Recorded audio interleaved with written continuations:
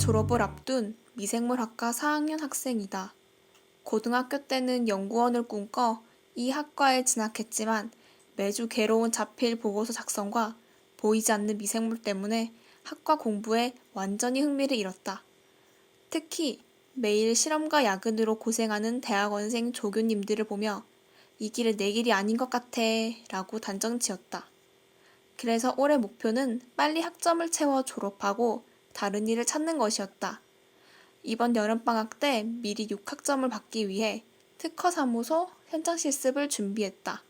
그런데 이상하게도 내 직감은 3학점인 국립낙동강 생물자원관에 가라고 말한다. 6학점이냐 나이 감이냐 4학년 인생 최대 고민을 했다. 제2부 장거리 여정을 떠나다. 결국 나는 국립낙동강 생물자원관을 선택했다. 집에서 3-4시간 걸리지만 내 감을 믿고 4주간 장거리 여정에 올랐다.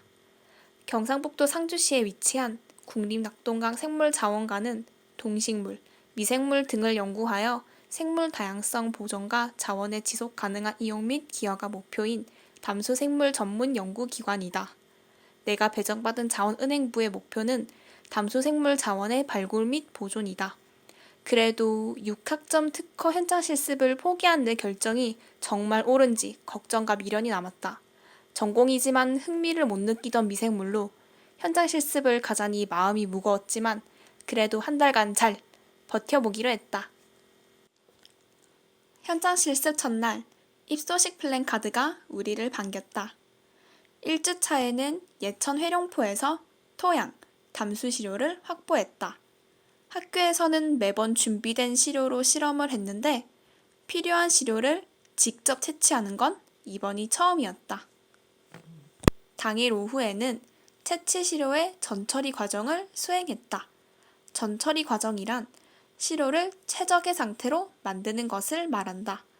모종삽으로 채취한 토양 시료는 증류수와 희석 후 볼텍싱으로 전처리 과정을 수행한다. 학교 실험 시간에 배운 이론이 낙동강 실습에 큰 도움이 된 것이었다.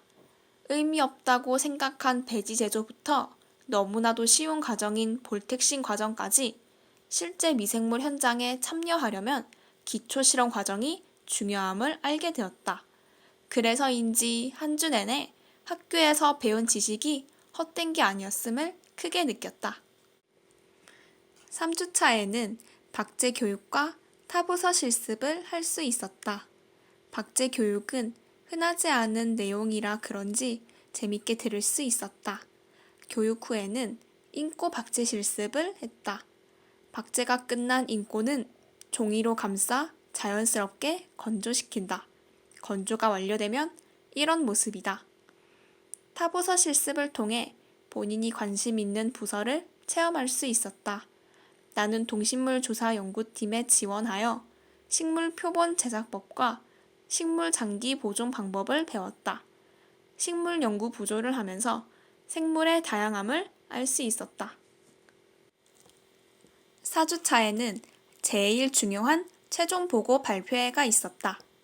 4주 동안의 실습을 많은 관계자 분들 앞에서 발표해야 했다. 사실 최종 발표를 준비하면서 실험뿐만 아니라 이곳에서의 경험도 돌아볼 수 있었다. 첫날의 긴장감부터 첫 부서 회식, 쌤들이 가끔 챙겨주시는 간식까지 따뜻한 마음들이 떠올랐다. 또 내가 기존에 알고 있던 기초 실험부터 새로 배운 실험 기법까지 정말 많은 것을 배웠다는 생각이 들었다. 제4부 습하여 현장 실습을 마무리하다. 이번 현장 실습 기간 동안 내 전공에 대해 다시 생각해 볼 수 있었다. 과제와 시험만을 위해 했던 학교 공부가 현장에 적용되는 모습을 보니 새로웠고 전공과 다른 길을 택하려고 했던 나에게 또 다른 선택지를 가져다 주었다. 어쩌면 미생물 전공을 살려 대학원에서 좀 더 진지하게 공부해도 괜찮겠다는 생각이 들었다. 본인의 전공과 진로에 대해 회의를 느낀 친구들이 많을 것이다.